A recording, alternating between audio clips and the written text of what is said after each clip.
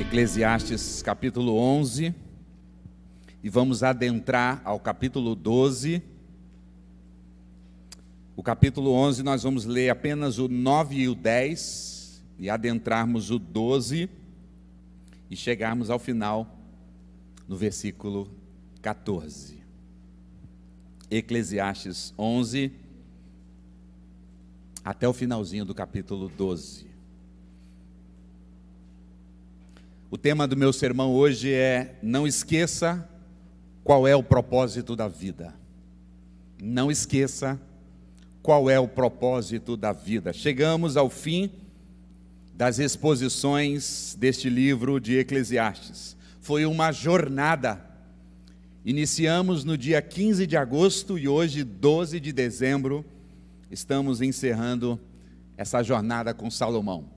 É bem verdade que foram dias turbulentos, dias que Salomão, o sábio do Oriente, trouxe preceitos, ensinos, que foram difíceis da gente assimilar. Vivemos nesses meses com Salomão sabores e dessabores, alegrias e santas incomodações. Esse homem que foi inspirado pelo Senhor a trazer a palavra do Senhor. Nos momentos de alegria, nós fomos lembrados que nós devemos e nós podemos aproveitar a vida. Por mais que vivamos num mundo caído, num mundo debaixo do sol, marcado pela injustiça, por tantas outras coisas, ainda assim podemos ver lampejos da glória de Deus e aproveitar a vida e vivê-la com um propósito santo, eterno e glorioso. Mas nem tudo foram só dias de sol, tivemos dias nublados aqui também. Mas sobrevivemos, não é verdade? Até aqui nos ajudou o Senhor. E hoje encerramos essa série de pregações. Eu dividi o sermão de hoje em 3 partes. A primeira parte eu quero ver com vocês o verso 9 e 10 do capítulo 11. E aí eu quero abordar nessa sessão: a vida deve ser vivida com alegria. O grande tema de Salomão: viva a vida com alegria.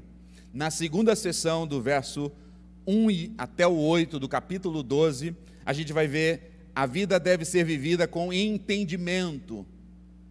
Não só alegria, mas entendimento, consciência. E no final, verso 13 e o verso 14 do capítulo 12, a gente vai ver que a vida deve ser vivida com temor a Deus. Alegria, entendimento e temor a Deus. São 3 palavras chaves para você então se lembrar desse sermão. Pode me acompanhar na leitura do capítulo 11, a partir do verso 9, como eu disse, adentrando o capítulo 12. Diz assim: alegra-te, jovem, na tua juventude, e recreie-se o teu coração nos dias da tua mocidade. Anda pelos caminhos que satisfazem o teu coração e agradam os teus olhos. Saiba, porém, que de todas estas coisas Deus te pedirá contas. Afasta, pois, o teu coração o desgosto, ou algumas traduções, a ansiedade. Remova da tua carne a dor, porque a juventude e a primavera da vida são revel, vaidade, vapor. Capítulo 12, verso 1. Lembra-te do teu Criador nos dias da tua mocidade, antes que venham os maus dias e cheguem os anos dos quais tu dirás: não tenho neles prazer. Antes que escureça o sol, a lua e as estrelas do esplendor da tua vida, e as nuvens voltem depois da chuva, no dia em que tremerem os guardas da casa, os teus braços, e se curvarem os homens outrora fortes, as tuas pernas, e cessarem os teus moedores da tua boca, por já serem poucos, e se escurecerem os teus olhos nas janelas, e os teus lábios, como porta ou portas da rua, se fecharem, no dia em que não puderes falar em alta voz, te levantares a voz das aves, todas as harmonias, filhas das músicas, te diminuírem. Como também quando temeres aquilo que é alto, e te espantares no caminho, e te embranqueceres como floresce a amendoeira, e o gafanhoto lhe for pesado, e te perecer o apetite, lembra-te que vais à casa da eternidade, e os pranteadores andam rodeando pela praça, antes que se rompa o fio de prata, e se despedace o copo de ouro, e se quebre o cântaro junto à fonte, e se desfaça a roda junto ao poço, e o pó volte à terra como era, e o espírito volte a Deus que o deu. Vaidade de vaidade, diz o pregador, tudo é rével vaidade. O pregador, além de sábio, ainda ensinou o povo o conhecimento, e escutou, e examinou, esquadrinhou, compôs muitos provérbios. Procurou o pregador achar palavras agradáveis, ou em algumas traduções, palavras corretas, e escreveu com retidão palavras de verdade. As palavras dos sábios são como aguilhões, e como pregos bem fixados as sentenças coletadas, dadas pelo único pastor. Demais, filho meu, atenta, não há limite para fazer livros, e o muito estudar é enfado da carne. Verso 13. De tudo o que se tem ouvido, a suma ou o resumo é este: teme a Deus e guarda os seus mandamentos, porque isto é o propósito ou o dever de todo homem, porque Deus há de trazer a juízo todas as obras, até aquelas que estão escondidas, quer sejam elas boas, quer sejam elas más. Amém. Que Deus abençoe sua palavra. Pois bem, vamos à primeira sessão, verso 9 e 10 do capítulo 11. A vida deve ser vivida com alegria. Por nenhum momento Salomão nos enganou, dizendo que a vida debaixo do sol era linda, maravilhosa e perfeita. Na verdade foi o contrário. Salomão disse a nós que a vida é cheia de injustiça, tomada de ganância, e num jardim que há muitos espinhos. Mas mesmo diante desse tom, ou desse tom cinza, ou desse clima melancólico de Salomão, ele nos lembrou que nós podemos aproveitar das coisas lindas e belas ainda da vida. Salomão deixou este precioso ensino para nós, para nos lembrar, ou para nos ensinar, que a vida cristã, a vida com Cristo não é uma coisa chata. Andar com Cristo não é ir para dentro de um convento, ou 24 horas dentro de uma igreja orando. Salomão disse que a vida que glorifica a Deus, que honra a Deus, é vivida em todos os âmbitos, mas com um propósito: a glória de Deus. Salomão nos lembrou que a vida é um dom de Deus, e deixar de vivê-la nos coloca numa situação de pecado. Então Salomão, neste livro, por dezenas de vezes nos lembrou: viva a vida, se alegre com as coisas que Deus tem colocado em suas mãos, seja grato pelas bênçãos, olha a natureza, olha ao seu redor, perceba e se alegre com as coisas grandes, mas também com as coisas menores. Aproveite a vida. E o apóstolo Paulo, séculos depois, escrevendo uma carta que é chamada a Carta da Alegria, Paulo vai dizer: alegrai-vos. Mais uma vez eu digo a vocês: alegrai-vos no Senhor. Salomão vem ecoando essas palavras ao nosso coração: se alegrem. Bem verdade que ele nos lembrou que há dias de luto, há dias cinzentos, há dias de choro, há dias de dificuldade, e nós temos que viver esses dias também, porque o Senhor fez tanto um quanto o outro. Mas quando olharmos as bênçãos de Deus, a natureza, a criação, ou Salomão quando disse que nós deveríamos nos alegrar com a nossa esposa, com o nosso marido, com o fruto da videira, Salomão disse nesse livro que nós deveríamos nos alegrar, nos perfumar. Salomão disse nesse livro que nós deveríamos aproveitar os prazeres da vida. Ele nos lembrou que nós deveríamos trabalhar, empreender. Mas ele também nos lembrou que se colocássemos a nossa alegria, ou a nossa expectativa, ou o nosso propósito nessas coisas, nossa vida seria frustrante.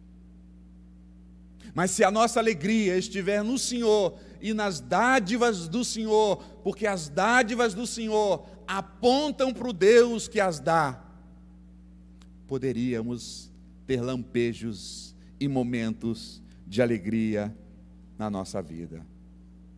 E aí no verso 9 do capítulo 11 ele diz: alegra-te, jovem, alegra-te na tua juventude, recreie o teu coração nos dias da tua mocidade, anda pelos caminhos que satisfazem o teu coração e aquilo que agrada os teus olhos. Salomão então diz: aproveita a vida, aproveita a juventude, aproveita as oportunidades, como domingo passado, aproveita o tempo, se alegre. Mas desde o início eu tenho falado isso na carta ou no livro de Eclesiastes. Nós precisamos ler nas entrelinhas o que Salomão está dizendo. Salomão, ao dizer para o jovem: aproveita a vida, faça aquilo que está no seu coração e aquilo que os teus olhos mandam, isso não é um passaporte para pecar, isso não é um passe livre para a gente viver uma vida louca, ou viver uma vida de aventura, ou uma vida descomprometida, ou uma vida que nós entramos num hedonismo. Não é isso que Salomão está falando. Salomão está dizendo que quando você se alegra na sua juventude, quando você faz aquilo que está no seu coração, aquilo que os teus olhos veem, Salomão está numa perspectiva maior, vendo que o jovem está reconhecendo as maravilhas de Deus e a bondade de Deus. Salomão não nos dá aqui a autoridade ou autonomia para a gente viver uma vida de pecado. Na verdade, ele nos exorta no verso 10 a se afastar do pecado. Veja comigo aí, ainda no capítulo 11. Afasta, pois, o teu coração do desgosto. Algumas traduções, como eu disse para vocês, da ansiedade. Ele continua: remova. A palavra aqui dá uma ideia de cirurgia.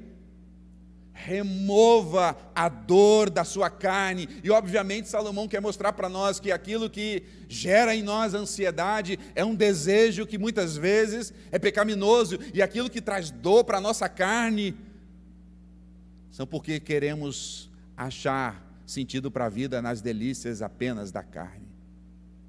Salomão diz: viva a vida, jovem, aproveita a vida, se alegre no Senhor, viva e todos os benefícios que Deus tem dado para você, aproveite a vida, mas se afaste das coisas que traz desgosto, se afaste das coisas que trazem dor à sua carne, porque ele conclui no final do verso 10, porque a juventude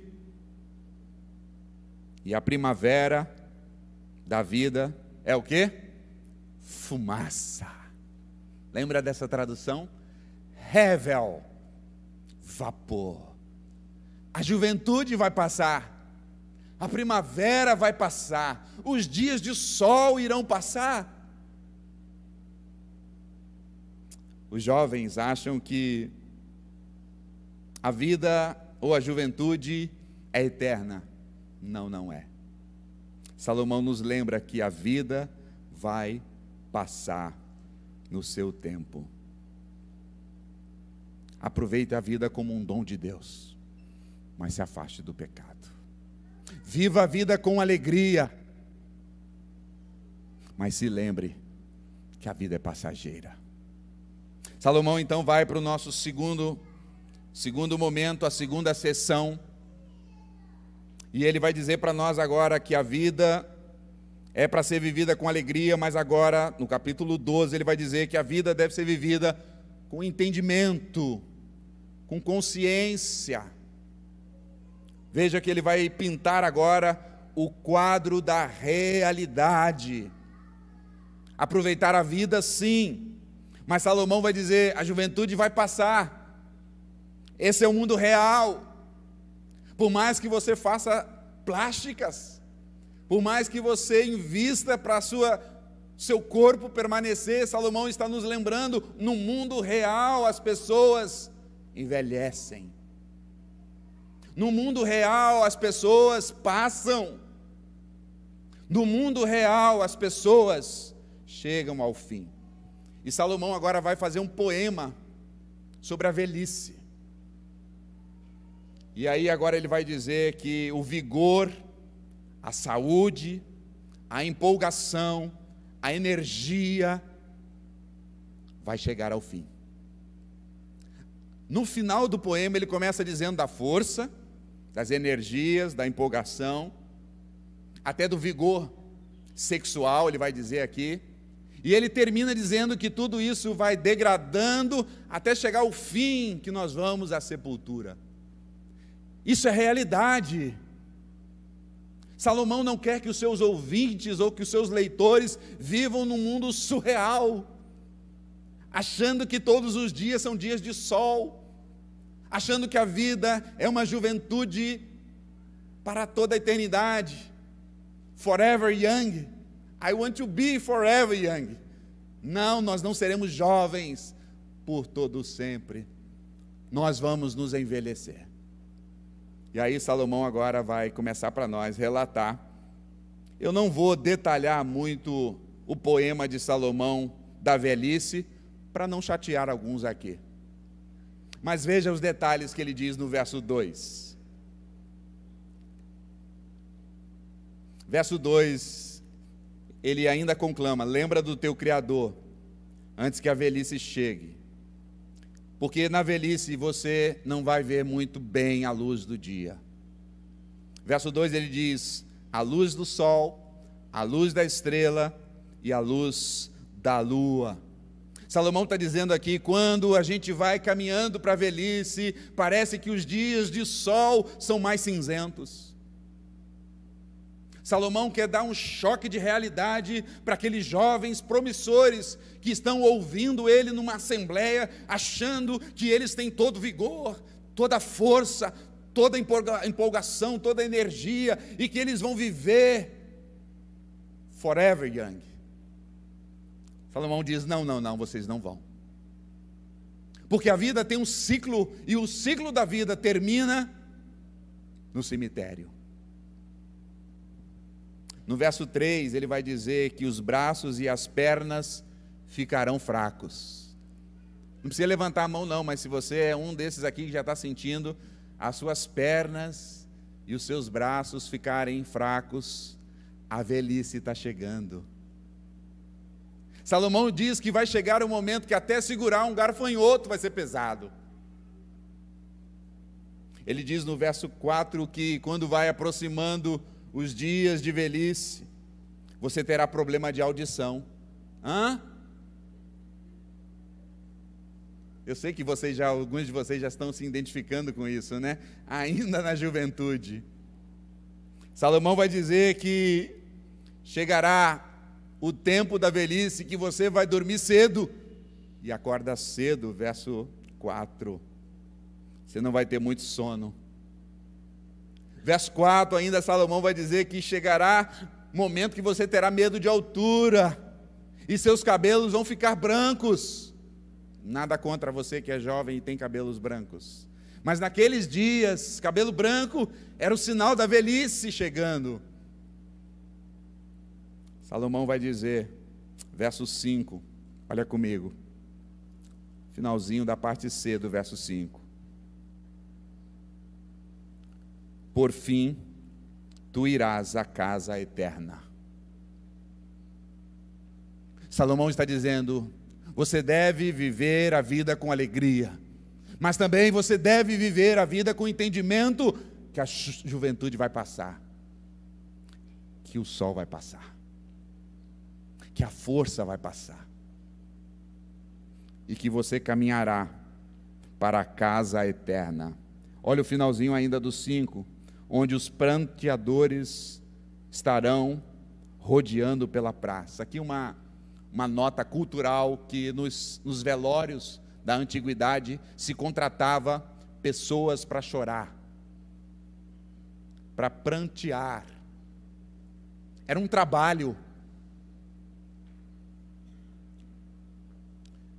Aquelas pessoas chegavam e choravam, choravam e lamentavam, lamentavam. Nem conheciam o morto, mas eram pagas para fazer isso.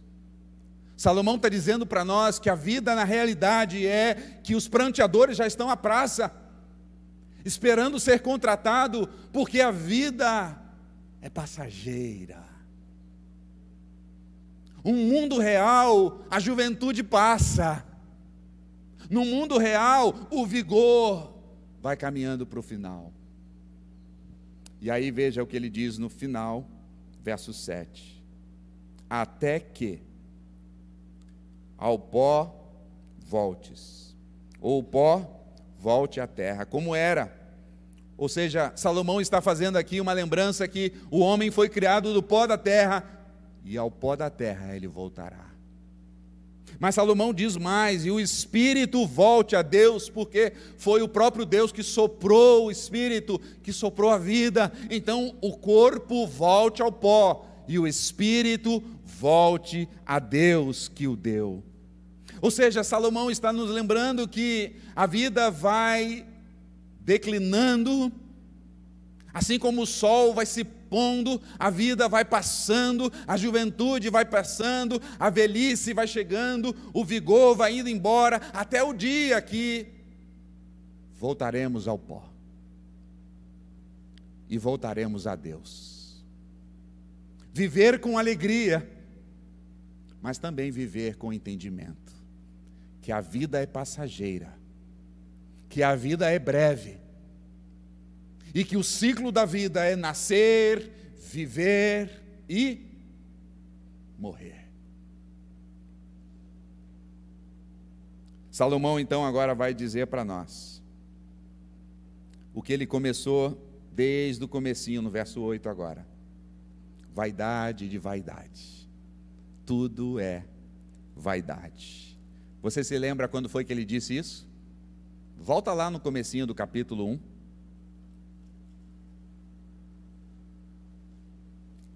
Verso 2, não é verdade? Salomão começou com essa frase. E ele está terminando o seu livro com esta frase. Verso 2: vaidade de vaidades, diz o pregador, vaidade de vaidades, tudo é vaidade. O que Salomão quer nos dizer é que tudo vai passar. É uma ingenuidade a gente se apegar aos prazeres, a gente se apegar ao trabalho, a gente se apegar às coisas que tão boas são também, mas achar que isso vai trazer sustentabilidade a nós, que isso vai trazer imortalidade a nós. Salomão está dizendo, volte para o mundo real, no mundo caído debaixo do sol. A juventude passa, a velhice chega, e com a velhice falta-lhe o vigor, e depois da velhice, todos nós voltamos ao pó da terra. Salomão mais uma vez nos dá um choque de realidade, para que a gente não venha se esquecer, achando que a vida debaixo do sol é eterna. Ela não é. Pois bem, voltamos agora e chegamos ao terceiro princípio de Salomão. A vida deve ser vivida com alegria, a vida deve ser vivida com realidade, com consciência, mas também a vida deve ser vivida com temor a Deus, diz o verso 13 e o verso 14 do capítulo 12. Eu quero lê-lo outra vez. De tudo que tem se ouvido, assuma. O resumo é este. Você pode ler comigo? Teme a Deus e guarda os seus mandamentos. Vamos de novo? Tema a Deus e guarde os seus mandamentos. Salomão, ao finalizar aqui, sabe o que ele quer dizer? Eu vou colocar aqui no meu livro um PS.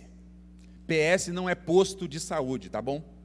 PS, para os mais moderninhos, quer dizer, em latim, post-scriptum. Na época que se escrevia cartas, na época que não se tinha computadores para digitar, se fazia-se trabalhos, teses, dissertações, e você vinha escrevendo 5 páginas, 8 páginas, 10 páginas. Para alguns isso não é nada, né? Para outros já, 10 páginas. No final você disse, ai, esqueci de algo. Você tinha 2 opções, ou jogava aquilo tudo fora, e escrevia tudo de novo, e acrescentava aquela ideia, aquele ponto talvez importante, ou aquela conclusão que não poderia ficar de fora da sua carta, ou você colocava, após assiná-la, PS. Que significa, como eu disse em latim, escrito depois, e geralmente muito importante. Parece que é isso que Salomão está dizendo aqui. Salomão está dizendo, eu comecei dizendo para vocês que tudo é vaidade, e eu termino dizendo, tudo é vaidade, mas agora PS. Ou poderia ser mais ou menos assim, um palestrante, que deu uma palestra, e talvez aquele assunto era um pouco complexo, e a gente sabe que Salomão foi bastante complexo aqui. No final, o palestrante diz assim, pessoal, tem uma coisa que você não pode esquecer, de toda a palestra, em 1 hora, o que você não pode esquecer é isso aqui, ó. O resumo dessa palestra, a síntese, a suma, é esta aqui que eu vou dar para vocês. Se vocês se esquecerem de tudo, não se esqueça disso. Parece que é isso que Salomão está dizendo para nós. Se vocês esquecerem de tudo que eu escrevi no meu livro, não se esqueça de uma coisa, a suma é, temam a Deus e guarde os seus mandamentos. Pois bem, o que é temer a Deus? Leonardo, nosso seminarista, expôs alguns domingos aqui, falando para nós que temer a Deus é algo muito comum na nossa sociedade. A gente pode sair pela rua e perguntar, talvez grande parte dos brasileiros, e perguntá-los, você teme a Deus? Claro que eu temo a Deus, porque na percepção, na visão de alguns, temer a Deus é ter medo dele, medo da punição de Deus. Mas para outros, temer a Deus é apenas ter um respeito pelo nome de Deus. Não toma o nome de Deus em vão. Não fala das coisas de Deus. Deus, o Deus Todo-Poderoso, e tem apenas um respeito, como tem um respeito pela autoridade. Falar em respeito pela autoridade hoje não é um bom exemplo, mas talvez pelos pais, pelos avós, pelos professores, aqueles que foram referência na sua vida. Talvez para muitos isso é o temor a Deus, mas nós fomos lembrados na pregação do Leonardo que não é isso temer a Deus. Eu queria trazer a definição que nós demos naquela pregação do que é temor a Deus. Queria que você atentasse. Temor a Deus é obediência amorosa e respeitosa por quem Deus é. Submeter-se a Deus por amor, não é por medo, por amor. Ter intimidade com Ele, mas também reverenciá-lo, Temer a Deus é se deslumbrar com a sua glória de modo humilde. Quando nós estamos falando em temer a Deus, é sobre isso que nós estamos falando, obedecê-lo por amor, reverenciá-lo como um adorador. Ele é digno de ser adorado, se submeter às suas leis e à sua palavra, porque Ele é o Criador, e Ele diz, e Ele rege, e Ele dita o que é certo e o que é errado. Temer a Deus é se deslumbrar da sua glória e viver maravilhado por Ele. Salomão está dizendo, esse é o segredo, esse é o resumo do livro. Tema a Deus, se deslumbre com a glória de Deus, se submeta a Ele, adore-o com reverência e glória, e busque uma intimidade, porque Ele não é um Deus distante, Ele é um Deus de perto, um Deus que permite chamarmos de Pai. Não se esqueça que assuma o resumo deste livro, deste princípio: tema a Deus. Mas em segundo lugar, Salomão acrescenta, verso 13, a suma é temer a Deus e guardar os seus mandamentos. Uma coisa está totalmente atrelada à outra, não dá para a gente dividi-las. Não dá para dizer, por exemplo, eu temo a Deus, mas eu não guardo os seus mandamentos. Não dá para a gente dizer, eu guardo os mandamentos de Deus, mas não o temo. Salomão está juntando aqui duas palavras, temor e obediência, e dizendo, assuma o resumo, o propósito da nossa vida é temer a Deus e obedecê-lo, e viver para a sua glória e para o seu louvor. Jesus disse algo parecido, queria que você me acompanhasse, no Evangelho de João, deixa marcadinho aí, Eclesiastes, a gente já volta. Evangelho de João, capítulo 14.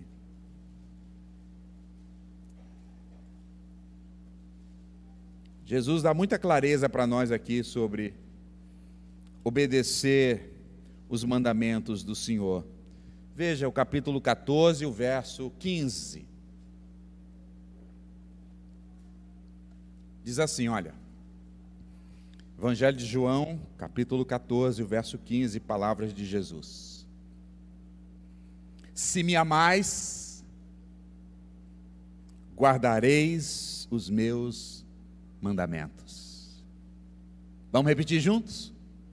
Se me amais, guardareis os meus mandamentos.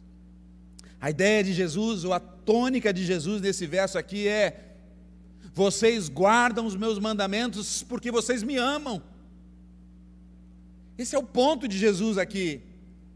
Guardar os mandamentos é porque nós o amamos, porque nós o tememos, porque nós o reverenciamos, porque nós nos submetemos a Ele, e esse submeter e esse amor nos leva a obedecê-lo. Mas no verso 21, Jesus fala as palavras bem parecidas, mas parece que a tônica, a ênfase é mudada. Veja o verso 21. No verso 15, o primário é o amor a Ele. Nós o amamos, logo nós o obedecemos. Mas no verso 21 do capítulo 14 ainda, Jesus fala muito parecido as palavras, mas parece-me que a tônica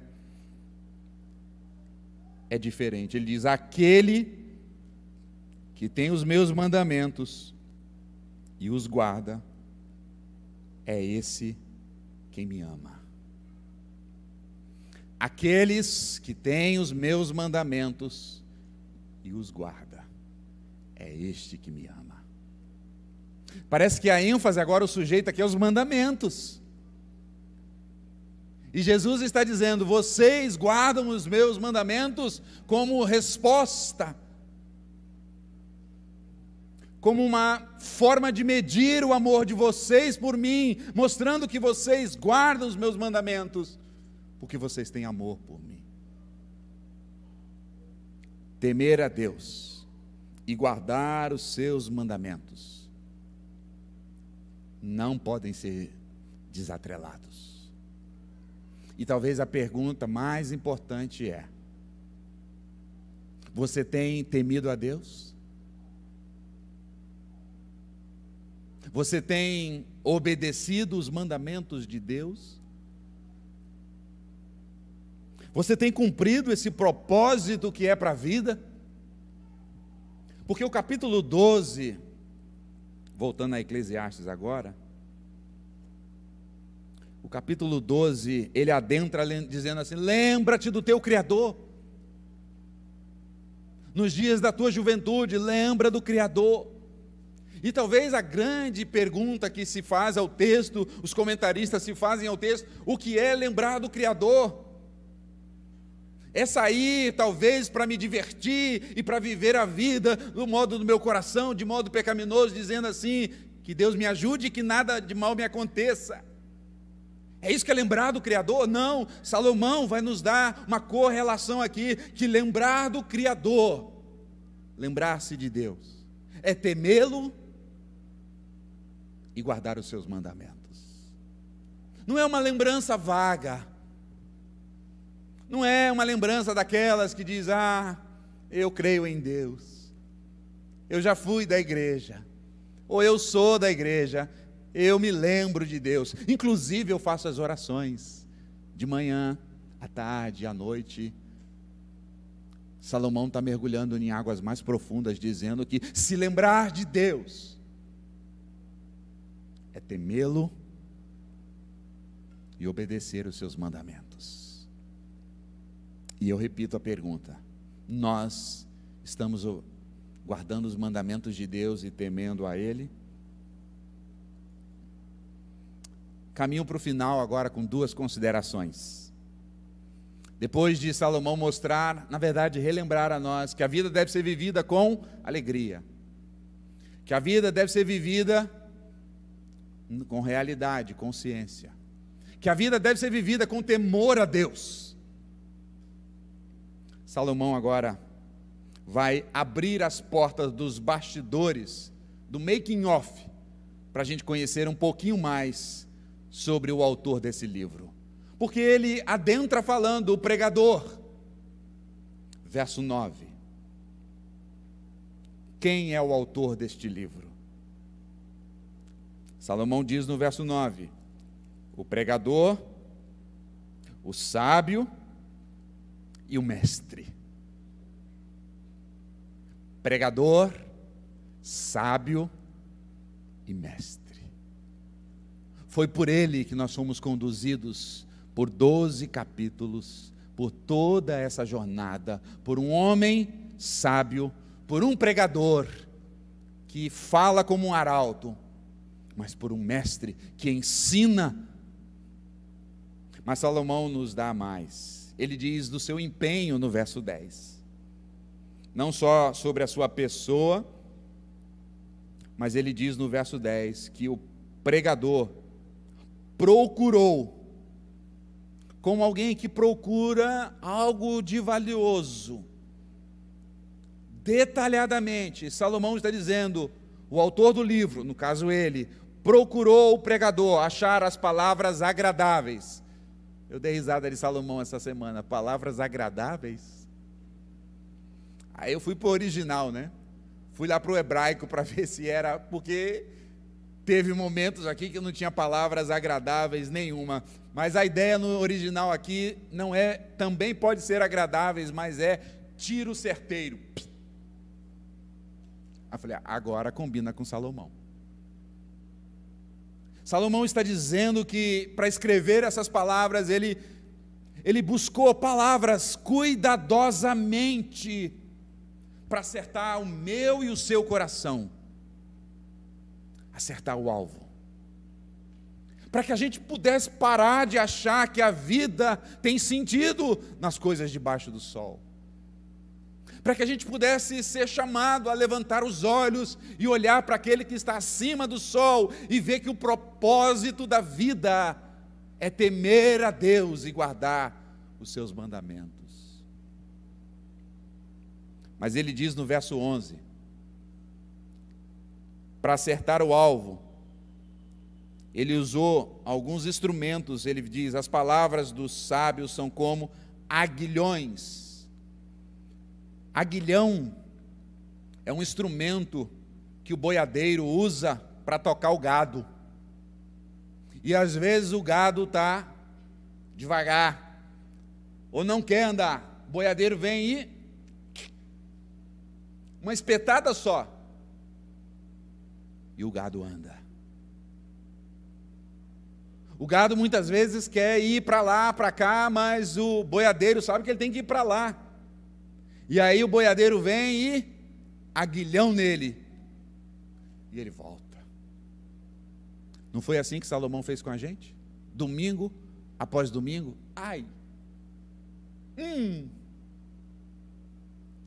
espetadas, para que a gente não parasse, para que a gente não se acomodasse na vida e talvez cruzasse os braços. Salomão nos cutucava: vamos, viva a vida é um presente de Deus, tema a Deus, guarde os seus mandamentos, aproveite a vida com a sua família, aproveite do seu trabalho, mas não coloque seu coração nisso. Espetadas, vamos para frente, continua no rumo. Mas ele diz mais.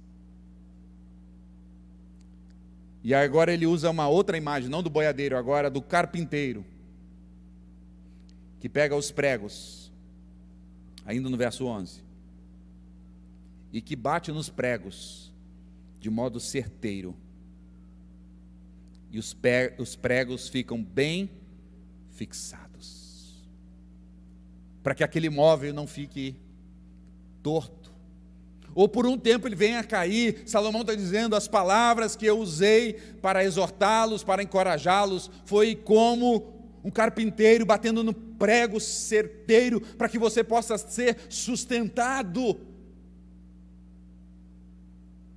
para que você não venha se desmoronar, para que você não veja a vida passar e depois, no final dos seus dias, você se lamente.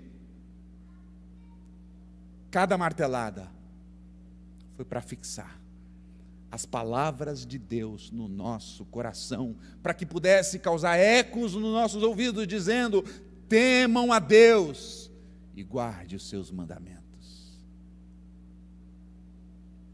Marteladas atrás de marteladas. Mas ainda no verso 10 ele diz que ele escreveu essas palavras. Veja comigo: acertar o alvo, palavras agradáveis, mas ele diz: o pregador escreveu com retidão e verdade essas palavras. Salomão não jogou palavras ao vento. Salomão está dizendo que cada frase ele o fez com retidão e com verdade. Agora eu quero mostrar para você a cereja desse bolo. Verso 11 ainda. As palavras dos sábios são como aguilhões e como prego bem fixados nas sentenças dadas. O que diz aí?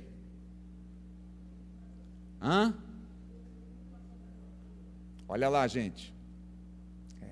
Essa é a parte bem linda do texto. Palavras dadas pelo único pastor. Quem é o único pastor?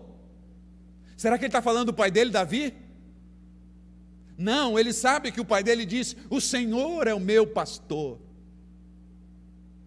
Salomão está dizendo: olha aqui, pessoal, eu escrevi esse livro e fiz com toda a retidão, com toda a verdade, com toda a procura para colocar as palavras exatas, como um prego é colocado numa madeira. Eu cutuquei vocês, mas tudo isso não veio de mim, tudo isso veio do único, supremo e bendito pastor. Por isso que Eclesiastes está na Bíblia, irmãos. Por isso que Eclesiastes é um livro inspirado, por mais que seja um livro difícil, para a gente navegar nele, mas é inspirado pelo Senhor. As palavras de Salomão agora são menores e dão palavras à palavra de Deus. Salomão está dizendo: eu fui um instrumento, eu fui aquele que pregou no martelo, mas aquele que fez a obra é o único, supremo e bendito pastor. Louvado seja o nome desse pastor supremo. Olha o verso 11. Na verdade, o verso 12. Uma boa desculpa aí para as crianças que não querem estudar. Eu vou dar a dica para você aqui, pai, para você não cair quando os seus filhos não quiserem estudar, usar esse versículo, porque pode-se usar a Bíblia para tudo. Olha o que Salomão diz no verso 12. Demais, filho meu, atenta-te agora. Não há limites para fazer livros, e o muito estudar é enfado da carne. Pessoal que quer vida tranquila adora isso daqui, né? Salomão, a verdade, foi o único pastor que disse: estudar é enfado para a carne. Será que era isso que Salomão queria dizer? Não, ele já disse para nós que não é. Salomão está dizendo que se você buscar o conhecimento, ler livros, escrever livros e estudar, e se matar de estudar, se você não temer a Deus, e se você não guardar os mandamentos de Deus, todo o conhecimento que você adquirir, fora do temor de Deus, fora dos mandamentos de Deus, vai ser enfado para a tua carne. Vai ser canseira para a sua vida. Vai ser pesado para você. Na verdade, vai ser rével, passageiro. Mas se você buscar o conhecimento, escrever livros, buscar o conhecimento, escrever teses e artigos, e estudar, e buscar conhecer de tudo o que você puder, e temer a Deus, e guardar os seus mandamentos, isso será leve, porque isso será um instrumento para a glória de Deus. E eu encerro essa série. Eu disse que tinha 2 adendos, né? Esse foi o primeiro. Eu encerro agora essa segunda consideração, um trecho que está no verso 9 e o outro que está no verso 14 do 12. Olha lá no 9 comigo.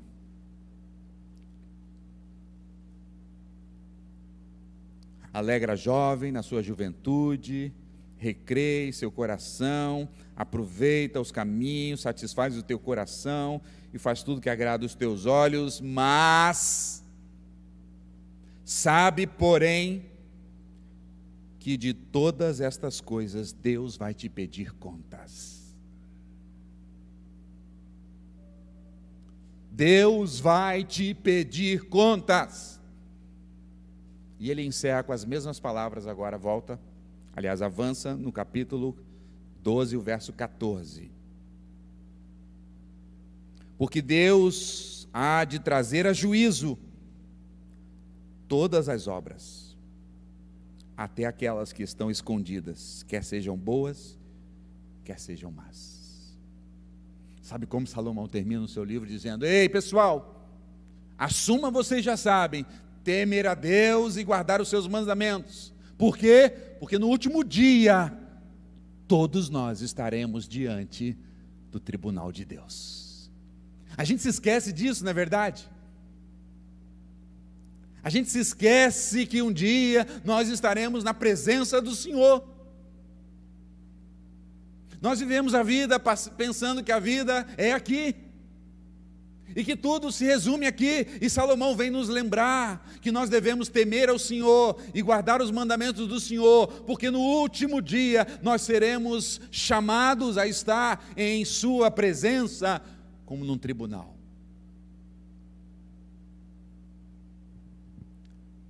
A questão é que quando nós pensamos em tribunal, nós só pensamos em condenação. Mas a Bíblia tem outras imagens para tribunais. Primeiro, o tribunal de Deus é composto por um justo juiz, não por um juiz corrupto, um juiz reto, um juiz que tudo sabe, que tudo vê, que tudo pode e que tudo é. Eu queria que você colocasse isso na sua mente. Você estará no último dia, diante do justo juiz, e você há de prestar contas a ele. A Bíblia trabalha com duas imagens do tribunal. A primeira imagem é um tribunal de salvação e condenação. O texto clássico para essa imagem do juízo é Mateus 25, que diz que no último dia, o justo juiz reunirá todas as nações, assim como um pastor ajunta todas as ovelhas, e há de separar ovelhas e bodes, e dirá às ovelhas: vinde benditos de meu Pai, mas dirá aos bodes: apartai-vos de mim, eu não vos conheço. Então a primeira imagem é que todos estarão diante do tribunal de Deus para condenação ou para salvação. E lá não vai valer obras, nem boas nem más. Lá a única coisa que vai valer nesse primeiro tribunal de Deus, se o sangue de Jesus está sobre você, se a justiça de Deus, que é o Cristo morto, crucificado, ressurreto, o seu substituto, está sobre você. Se Cristo está sobre você, se você o recebeu, se você o aceitou como Senhor e como seu Salvador, a resposta que Deus dará a você: vinde bendito de meu Pai, entra no gozo, no paraíso que está preparado para vocês, por causa de Cristo. Não tem obras, nem boas nem más. A Maia cantou isso aqui para nós. Jesus me ama, me salvou, independente do que eu faço, que eu deixo de fazer ou que eu farei, Ele me salvou. E naquele último dia, se Cristo está sobre nós, se o manto de Cristo e da sua justiça e o seu sangue que nos lavou estiver sobre nós, as palavras são: benditos de meu Pai. Mas se você não estiver, o manto de Cristo da justiça sobre você, o justo juiz diz: apartai-vos, eu não vos conheço, para a condenação é eterna. Se você tem Jesus, se você já foi coberto os seus pecados pela pessoa de Jesus, não há o que temer nesse grande tribunal, porque as obras não valem. Mas vai haver uma outra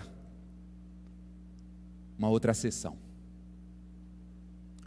Os incrédulos, os que rejeitaram, já estão condenados. Os salvos agora vão passar por uma outra sessão. Não é mais de condenação, porque já foi batido o martelo: salvos pela graça. Não foi isso que a gente cantou aqui? É a graça de Deus. Mas nós vamos passar por mais um tribunal. Prestação de contas com o que a gente fez com a nossa vida. Eu repito, não é para condenação. Já o martelo foi batido, que nós somos salvos pela graça, pela fé em Jesus Cristo, o Cristo Deus morto na cruz. Mas nós vamos prestar conta. O apóstolo Paulo escreveu, só escute, segunda carta aos Coríntios, capítulo 5, verso 10, assim: pois todos nós devemos de comparecer perante o tribunal de Cristo, para que cada um receba de acordo com as obras praticadas por meio do corpo, quer sejam elas boas, quer elas sejam más. Leonardo leu no início desse culto o texto de Hebreus, dizendo que nós estaremos diante do tribunal de contas de Deus, para prestar conta das nossas obras boas e das nossas obras más. E eu repito, não é para a salvação, porque já foi batido o martelo. Paulo também escreveu a primeira carta aos Coríntios, capítulo 3, dizendo que naquele dia as obras serão passadas pelo fogo. Fogo aqui não tem nada com o inferno, fogo aqui é para purificação. São as nossas obras, a nossa vida, aquilo que a gente fez, e as nossas obras e tudo que nós fizemos e toda a nossa vida vai passar pelo fogo purificador de Deus.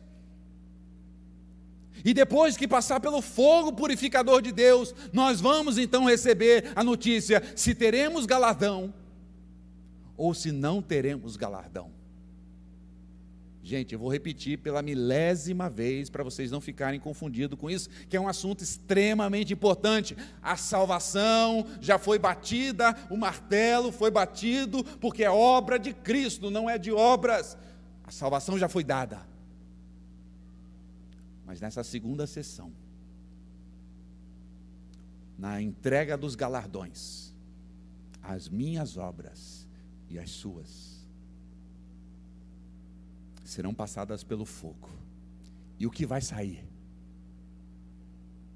É assim que Salomão diz, porque Deus há de trazer juízo sobre todas as obras, quer sejam aquelas que estão escondidas, aquilo que você fez de bom, ninguém viu, o pastor se esqueceu de falar, de comentar na igreja, de te aplaudir, Deus viu e trará no juízo aquele dia, para o seu galardão. Mas aquilo que você fez também de mal, que ninguém viu, Deus também trará naquele dia, para não galardão. Eu vou repetir, tá? Não é para a salvação. E naquele dia as minhas obras e as suas obras serão medidas. Se eu e você vivemos para nós mesmos, se eu e você só estávamos preocupados com nós mesmos, só com as coisas debaixo do sol, só com os nossos investimentos, só com o nosso trabalho, só com as nossas coisas, e não tivemos nem aí, fomos desleixados para a obra de Deus, não demos nem aí para as coisas de Deus, não nos envolvemos com as coisas de Cristo, não fizemos o bem ao próximo, não cuidamos do necessitado, não atendemos as viúvas, não fizemos nada, viemos apenas à igreja, não vai ter obra de galardão, porque foram queimadas, porque são palhas.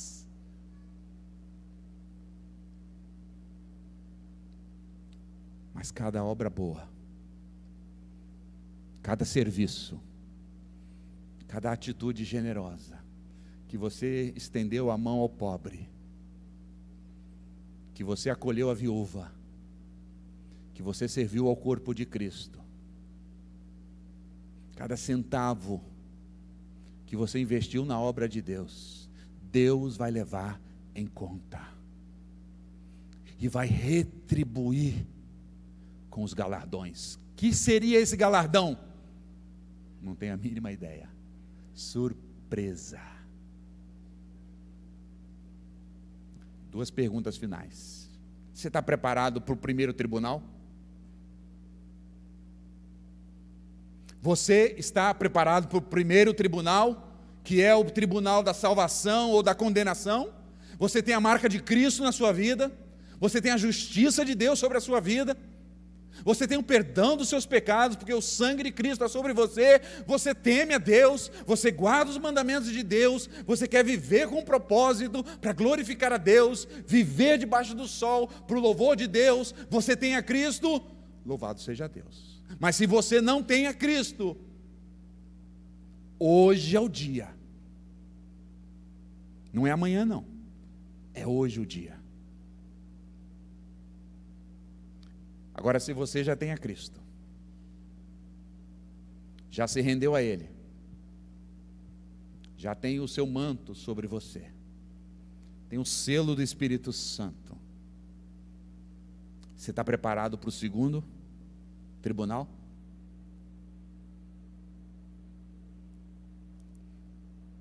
O que você está fazendo, plantando para colher no segundo tribunal de Deus?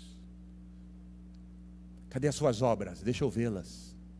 Na verdade, não sou eu que preciso vê-las, Deus que quer vê-las.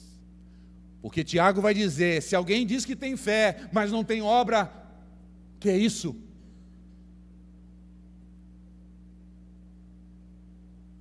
A fé viva é marcada por obras vivas. Se prepare então para o segundo tribunal do Senhor. Gente, teve um homem que viveu aqui nesse mundo, já passa de 2000 anos. Daqui uns dias nós vamos celebrar o nascimento dele. Ele foi o único que temeu a Deus, desde o seu nascimento até sua morte horrenda na cruz. Ele temeu a Deus 100%. Ele, desde o seu nascimento até a sua morte horrenda na cruz, guardou os mandamentos de Deus. Ele diz: eu vim para cumprir a lei, e ele cumpriu cada vírgula, cada coisa que nós não podemos cumprir.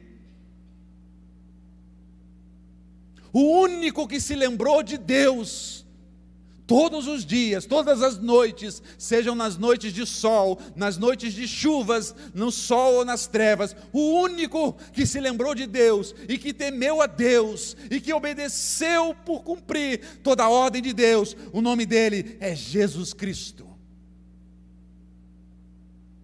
Se você confia nele, continue olhando para ele, não tire os seus olhos dele. Como disse o autor de Hebreus, olhando firmemente para o autor e consumador da nossa fé. Sua vida tem propósito?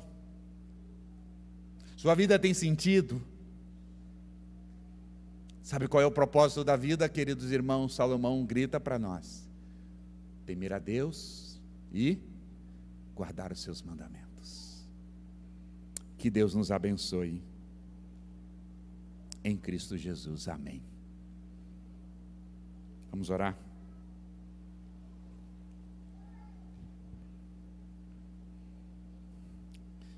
Por favor, feche seus olhos.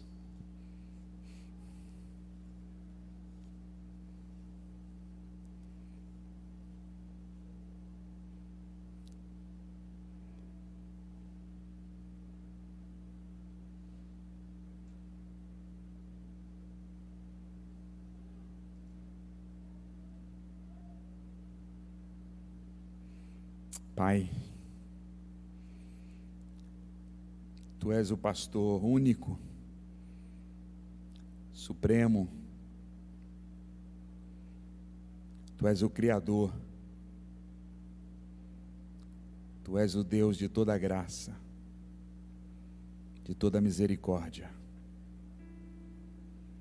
Graças Te damos porque foi da Sua vontade perfeita, infinita, escrever a nós o livro de Eclesiastes, para relembrar-nos o sentido da vida. Bem verdade que a gente se perde, a gente se desvia, a gente fica buscando sentido para a vida, alegria, prazer, nas coisas caídas debaixo desse sol, nas pessoas, nas riquezas, nos títulos, num casamento, nos filhos. todas coisas boas, mas que não é o sentido maior. Quantas vezes nós nos afastamos do Senhor, caminhamos para longe do Senhor, e a nossa vida perde o sentido, e a alegria se vai, e a realidade se vai, e o temor se vai. Ó bendito Espírito Santo, obrigado por lembrar que a alegria verdadeira é o Senhor Jesus.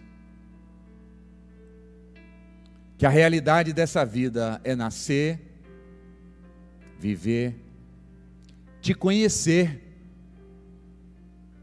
e aí sim partir, para viver eternamente com o Senhor. Obrigado, Espírito Santo, por nos lembrar em toda essa série que a suma da nossa vida é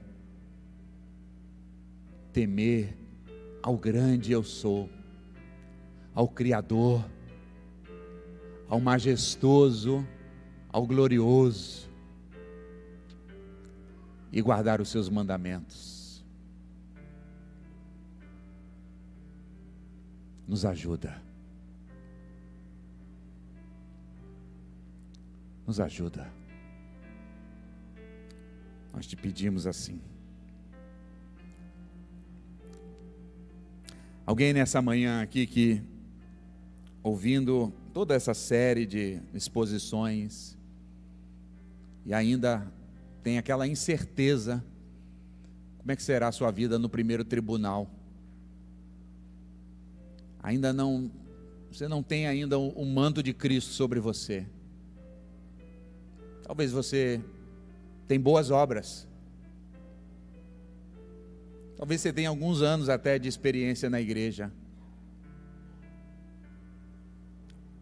Mas não é isso. Queria te dar essa oportunidade hoje. E se você quiser fazer isso publicamente, eu queria que você se colocasse em pé, dizendo: eu estou me rendendo a Jesus hoje como o meu Salvador. Hoje os meus olhos estão sendo abertos, que eu preciso dele para absolvição. Deus abençoe sua vida, jovem. Mais alguém que quer se render a Jesus, se entregar a Jesus como Salvador? Se você já o fez, é motivo de gratidão, mas se você não fez, essa é a hora. Deus abençoe essa família. E você que já tem Jesus, já tem a certeza. Você fala: pastor, eu tenho a certeza. Sabe por quê? Porque o Espírito Santo testifica aqui todo dia que eu sou filho de Deus. Não porque eu faço coisa boa, mas tropeço, caio, mas o Espírito testifica que é a graça. Mas o mesmo Espírito testifica que eu preciso me dar mais para o Senhor, que eu preciso temer mais o Senhor, que eu preciso obedecê-lo mais. Eu preciso de um renovo espiritual na minha vida. Eu quero servi-lo, eu quero amá-lo, eu quero ser mais dele, se assim é possível ser.